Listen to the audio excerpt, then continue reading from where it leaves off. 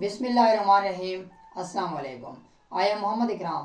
आज हम 10th class की एक्सरसाइज नंबर 1 के क्वेश्चन नंबर 3 करेंगे। क्वेश्चन नंबर 3 के अंदर वो क्या करना चाहता है कि आपने कंप्लीटिंग स्क्वायर या तकमील मुरब्बा का क्वेश्चन हल करना है। दोनों एक ही बातें हैं, तकमील मुरब्बा और कंप्लीटिंग स्क्वायर।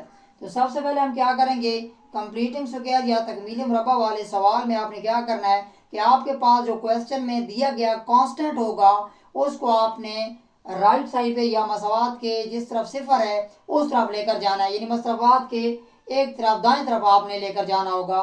तो हमारे पास ये एक लिखा हुआ है, -1 हमारे पास है और ये कांस्टेंट है। तो हम क्या करेंगे, सबसे पहले एक को इस तरफ लेकर चले जाएंगे और ये क्या हो जाएगा, प्लस में कन्वर्ट हो जाएगा।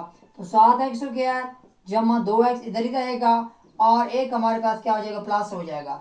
आप लोगों ने मतलब हाजिर दिमागी से इन क्वेश्चन के जो स्टेप में बता रहा हूँ वो समझ लेने हैं और तकमील मुरब्बा वाले जो कंप्लीटिंग स्क्वायर वाले जितने भी क्वेश्चन हैं वो सारे बिल्कुल इसी मेथड के मुताबिक हल होंगे। ये स्टेप आपने ज़हन में रखना है। तो सबसे पहले माइनस यानी कांस्टेंट की जो अलामत है, वैल्यू है, वो आपने दूसरी तरफ लेकर चले यानी राइट साइड पे। पहला स्टेप हल कर लिया। अब दूसरा स्टेप आपने क्या करना होगा कि आपके पास जो x² की वैल्यू है उसके साथ अगर कोई वैल्यू दी गई थी सार में वो आपने दोनों तरफ तकसीम कर देनी। यहाँ हमारे पास 7 है, मुख्तलिफ क्वेश्चन में मुख्तलिफ चीज़ें दी होंगी तो आपने इसको डिवाइड कर देना। तो यहाँ हमारे पास 7 है तो आप लिखेंगे डिवाइडिंग 7 ऑन बोथ साइड, या फिर 7 को तकसीम करने से, तरफैन की बात हो रही है, तरफैन में आपने तकसीम करना है।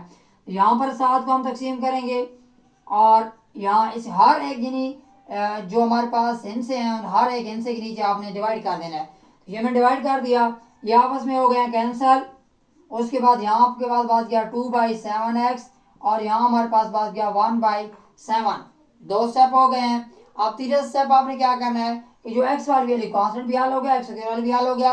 अब कांस्टेंट की वैल्यू है तो कांस्टेंट में आपने सबसे पहले क्या करना होगा कि आपके पास जो x है उस x वाली वैल्यू को आपने क्या करना होगा कि 1/2 के साथ आपने मल्टीप्लाई कर देना होगा। ये जो x वाली वैल्यू है ये हमारे पास 2/7 है तो इसको आपने क्या कर देना है कि मल्टीप्लाई कर देना है, रफ अमल में 1/2 के साथ आपने मल्टीप्लाई कर देना है।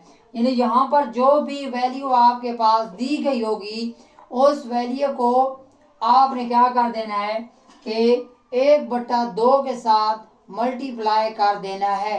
ठीक है, तो अब यहाँ पर हमारे पास क्या हो जाएगा, ये दो वैल्यू आपस में 1 और 1 मल्टीप्लाई हो जाएंगे यानी कैंसिल हो सकते हैं और आपके पास बच गया 1/7। ठीक है, अब आपके पास 1/7 बच गया है।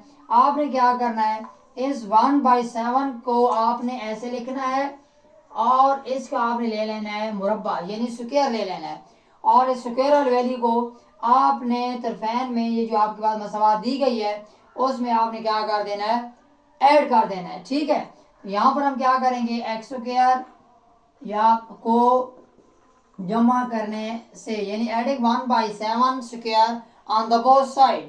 तो यहाँ पर इस इक्वेशन में हम ऐड कर देंगे x² प्लस 2/7 वैसे ही आप लिखेंगे और प्लस 1/7 इधर भी हमने ऐड कर देना है और 1/7 को आपने इसको जो स्क्वायर है इसको आपने दूसरी तरफ भी क्या कर देना है, ऐड कर देना है। यानी दोनों तरफ आपने 1/7 का जो स्क्वायर है इसको आपने क्या कर देना है, ऐड कर देना है। ठीक है, तो हमारे पास ये आपस में ऐड हो चुके हैं। अब आपने क्या कर देना है, दूसरा हमारे पास फार्मूला बन रहा है, यहाँ से a + b का स्क्वायर का फार्मूला हमारे पास बन रहा है। यानी अगर हमारे पास ये भी स्क्वायर की वैल्यू है और ये भी हमारे पास स्क्वायर की वैल्यू है और ये हमारे पास क्या बन गया है 2ab जिस तरह लिखा होता है फार्मूले के अंदर। यहाँ पर अगर मैं फार्मूला लिखूँ a² प्लस 2ab माइनस भी हो सकता है और प्लस b², तो ये हमारे पास वैल्यू है। अब यहाँ हमारे पास स्क्वायर है सेम इस तरह, यहाँ स्क्वायर की वैल्यू ये है और इसका हम 2 कर लें और 1/7 यानी 2a की वैल्यू x बन रही है ये वाली और जो b की वैल्यू है 1/7 यहाँ से बन रही है। अगर मैं यहाँ से वैसे पड़ताल करना चाहूँ तो कर भी सकता हूँ। ये हमारे पास x² a की वैल्यू है और यहाँ पर पता कि ये प्लस वाली है तो हम प्लस के हिसाब से करेंगे 2 और b की वैल्यू 1/7 है। ठीक है, और a की वैल्यू हमारे पास x है और b की वैल्यू हमारे पास 7 है तो ये हमारे बिल्कुल वही चीज़ बन गई है। अगर हम इसको इकट्ठा करना चाहें तो 1/7 का हमारे पास फार्मूला बन जाएगा। ठीक है, तो आपने क्या कर लेना है, यहाँ से 1/7 का फार्मूला मैं डायरेक्ट बना सकता हूँ और आप लोग भी डायरेक्ट यहाँ से इसका फार्मूला बना सकते हैं। तो यहाँ हमारे पास एक्स का फार्मूला बन गया और 1/7 का यहाँ से हमारे पास एक फार्मूला बन गया है। और यहाँ पर आप कर लें 1/7 और इसको आप इस तरह करें, स्क्वायर को ओपन कर लें, तो ये आपके पास क्या बन जाएगा, 49 बन जाएगा। इस साइड वाले को आप क्या करें, आप लोग हल कर लें, ये हमारे पास कितना आ जाएगा, 49, इसका एलसीएम आ जाएगा, ये नीचे 49 आ जाएगा। तो अगर आप लोग 7 को टेबल लेकर जाएंगे तो 7 के साथ आ जाएगा, तो 7 आ जाएगा और 49 यानी 49, तो 49 1 आ जाएगा। और यहाँ हमारे पास उसी तरह वैल्यू 1/7 और इसका स्क्वायर आ जाएगा। अगर हम इनको आपस में इकट्ठा करना चाहें तो ये 8/49 आ जाएगा और ये हमारे पास 1/7 इसका स्क्वायर आ जाएगा। अब आपने स्क्वायर को ख़त्म करना है तो उसके लिए आपको क्या करना पड़ेगा, इसका जज़र लेना पड़ेगा, यानी टेकिंग स्क्वायर रूट। आपने स्क्वायर रूट को लेना होगा, तो हम यहाँ से क्या करेंगे, इसका स्क्वायर रूट लेंगे। यहाँ हमारे पास x + 1/7 इसका स्क्वायर रूट इधर भी ले लेंगे और 8 और 49 इसका भी हम स्क्वायर रूट ले लेंगे।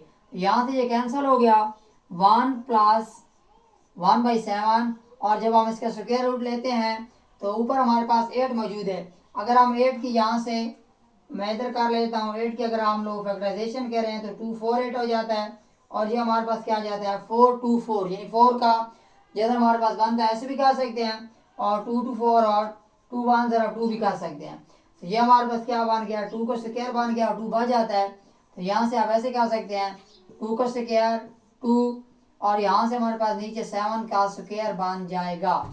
ठीक है, और उसके बाद आप क्या करेंगे, प्लस ये आपने वैल्यू साइड वाली वैसे ही लिख देनी है, ये हमारे पास कैंसिल हो जाएगा। तो जदर को जब हटाएंगे तो प्लस माइनस साथ में लाजमी लगाना है आपने, 2 बार आ जाएगा और ये हमारे पास कितना आ जाएगा, 2 आ जाएगा, ऐसे कर लिख लें और नीचे हमारे पास क्या आ जाएगा, 7 आ जाएगा।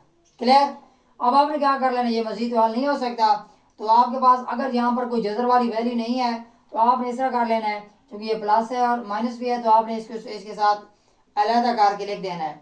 यानी अगर आप इनको अलहदा करके लिखना चाहें तो आप अलहदा लिख सकते हैं, 1/7 और प्लस 2/7 और दूसरी वाली को आप ऐसे लिखना चाहें 1/7 और चूंकि ये माइनस इसके साथ है तो माइनस वाली वैल्यू भी आपने क्या कर देनी है, अलहदा कर देनी है। ऐसे भी कर सकते हैं और अगर आप लोगों के पास जजर वाली वैल्यू नहीं होगी तो आप ऐसे करेंगे, लेकिन अगर जजर वाली होगी तो आप इस तरीके से दूसरे तरीके से भी कर सकते हैं, ड्रैग भी कर सकते हैं। तो यहाँ हमारे पास क्या हो जाएगा, मैं इस साइड पर कर लेता हूँ क्योंकि हमारे पास जगह कम है, लेंथी क्वेश्चन है, थोड़ा सा लॉन्ग क्वेश्चन बन गया है।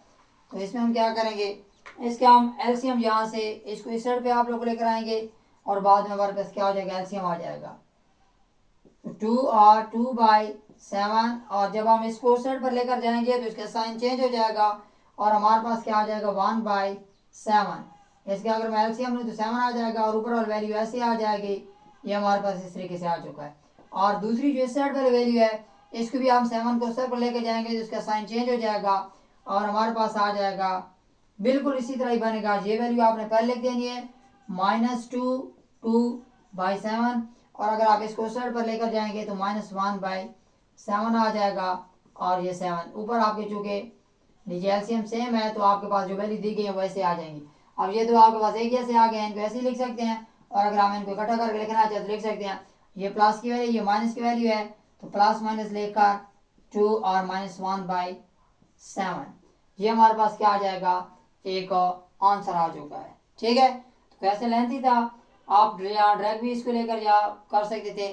बहरहाल अगर आप लोगों को क्वेश्चन का मेथड अच्छा लगा और पढ़ाने का तो मेरे इस चैनल को सब्सक्राइब भी करना है, लाइक भी करना है। मज़ीद आप लोग से हौसला अफजाई करते रहेंगे तो मज़ीद और भी क्वेश्चन इंशाल्लाह आते रहेंगे। Thank you very much.